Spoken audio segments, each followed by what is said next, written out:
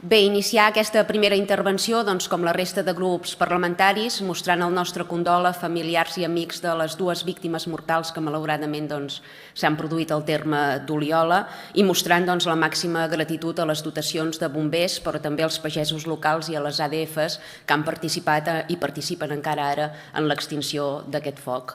Des d'aquí una abraçada a tots els veïns afectats en aquests moments tan difícils.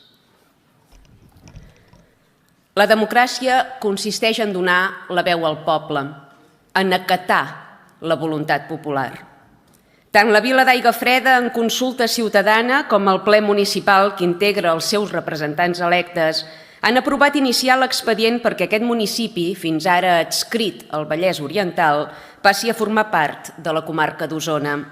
Una decisió consensuada i referendada que el Parlament de Catalunya no pot obviar, ja massa que ha obviat el resultat del referèndum del 1 d'octubre. Aquesta proposta, tot i la seva naturalesa administrativa, es revesteix d'un valor simbòlic, històric, social i territorial innegables.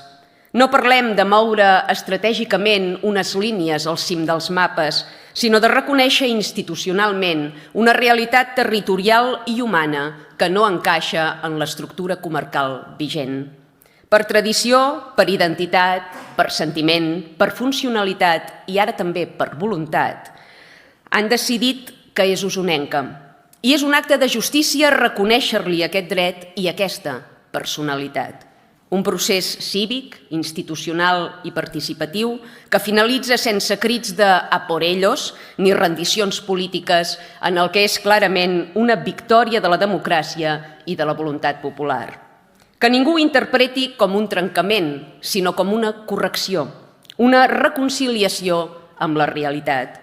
La identitat no es construeix per decret ni a cops de porra, sinó que aflora amb naturalitat i es manifesta intrínsecament al llarg de la història. Que en prenguin nota els estats que un dia es van creure amb dret d'esquarterar i ocupar il·legalment la nostra terra. Els catalans no compartim amb ells ni tradicions, ni festivitats, ni llengua, ni costums, i tard o d'hora caldrà reconèixer i escenificar la nostra pròpia realitat vital i territorial. Com a Aigafreda, decidirem lliurement a on pertanyem i a on volem deixar de pertànyer. Potser no serà certament tan fàcil ni gratuït, però també ens en sortirem. Visca Aigafreda i visca Catalunya!